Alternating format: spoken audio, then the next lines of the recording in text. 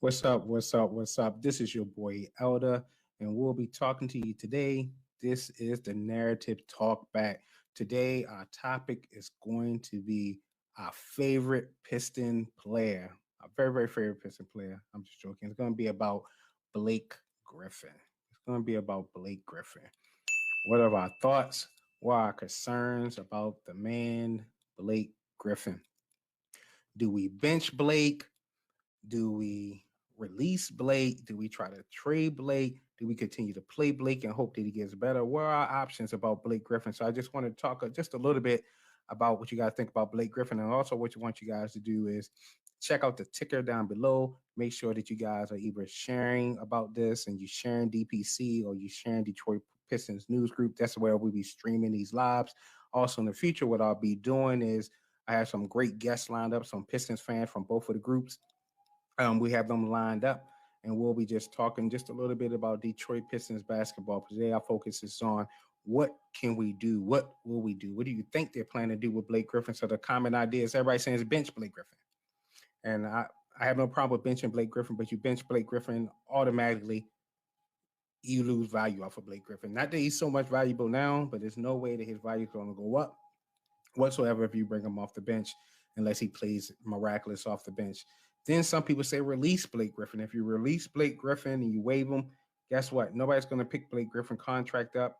And if you waive him and you release him, that means we're paying probably another $10 to $12 million extra or more over the next 5-6 years. So a contract that's supposed to be ending in 2022 and now be a contract that won't end until probably about 2026 or maybe even 2027, just depending on how they start the stretching out. So then another conversation is about trade Blake Griffin. If you trade Blake Griffin, here are your options of trading Blake Griffin. Unless a team is just nuts, unless they just take a huge risk, here's your options on trading Blake Griffin. We would have to give up a first-round pick. When you move big contracts, another team is going to want a first-round pick because Blake Griffin is also in the option year. So we will have to give up a first-round pick for a team to even be tempted to even take on his contract. And Blake Griffin doesn't hurt me that bad. He shouldn't hurt any of our feelings that bad of what's going on in a rebuild that we're willing to give up a pick in that next year's draft. And this next year's draft with Suggs, Cade, Green, I believe that one boy from Kansas, Royal. We just don't give up a pick this year. It's just too talented of a draft from about 1 through 10. I'm going to get my guys on here. We're going to hold a whole breakdown of next year's draft and how that looked. Some people say that Blake Griffin is holding up the development of Sekou. I don't agree. I think that Sekou had a step back this year. I don't know if he had a rough off season. I don't know who he was hanging out with. I don't know if he's shrinking to the competition of Bay and Stewart. I don't know, but I don't blame that on Blake Griffin. I can say that, of course, if there was no Blake Griffin, then Sekou just automatically gets more minutes. But when we took a poll in the DPC group, the poll said the player should earn minutes. So how does Bay end up earning minutes? How does Stewart end up earning minutes over Sekou? It has nothing to do with Blake. It's something that's going on with Sekou. We'll talk about that in the future, but that's neither here nor there. So now back to the other options for Blake Griffin. Here's the other option that you can do, we could potentially do for Blake Griffin. We can trade him and take on a worse contract. And here's the positive, negative about a worse contract. We move Blake Griffin, but now we're taking on a contract that's questionable for a longer period of time. So what I went to do, I went to look at some contracts that potentially, and I haven't looked up all the details, like who will be the second or third player will have to come along with it. But I looked at some contracts, and I'm asking, which of these contracts would you trade in place for Blake Griffin? Now, keep in mind, these contracts will now run into 2024, 2025. These are longer deals. Blake Griffin contract ends in 2022. So here's one of the contracts. Joe Harris. Joe Harris makes about, this would send Blake Griffin, I believe, to the Nets. So Joe Harris makes about $18 million a year. He'll be making that until 2024.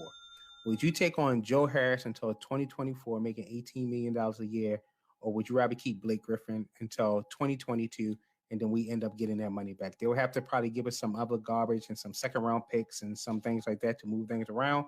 But Joe Harris, If you would take Joe Harris, drop his names in the comment section. Would you take Joe Harris? Another name, Eric Gordon. Eric Gordon makes about $20 million a year. He makes about $20 million a year until 2024. Would you give up Blake Griffin for Eric Gordon? These are Joe Harris, not that old, but Eric Gordon is now in his 30s. So he'd be probably about 33, 34 by the end of this contract. Would you do that for Blake Griffin? Do these things make the Pistons better? Do they make us worse? How does it help us? Same thing. And then the last one I looked up was Kristaps Porzingis. Porzingis makes $33 to $36 million per year until 2024. So would Porzingis make us any better? Because he's injury prone, he's up and down. Would he keep us out of the lottery or right around that 10th, 7th pick?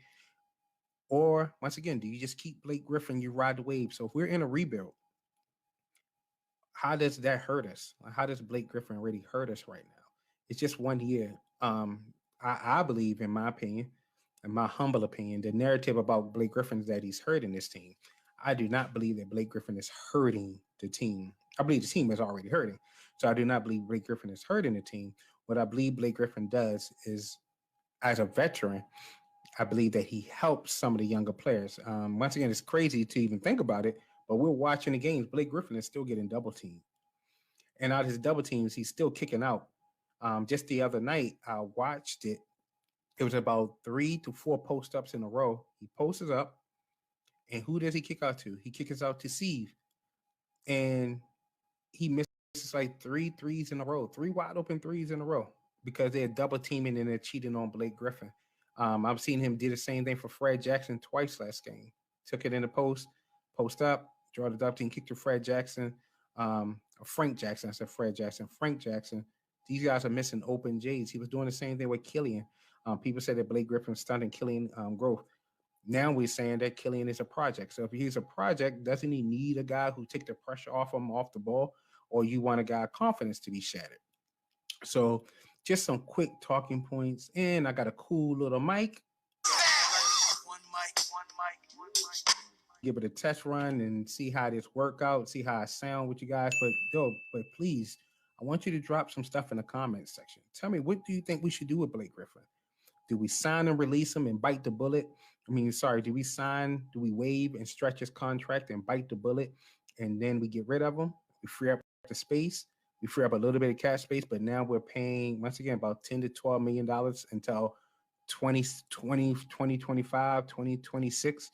Do we take on a worse contract of a guy who we're going to be stuck with, really not going to help our team any more than what Blake Griffin is helping our team until 2024? Do we give up a first-round pick, maybe a 2022 first-round pick to move Blake Griffin?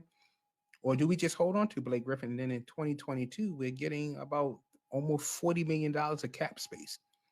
Got to think about the long game.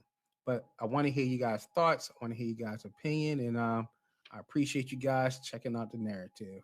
I'll holla at you.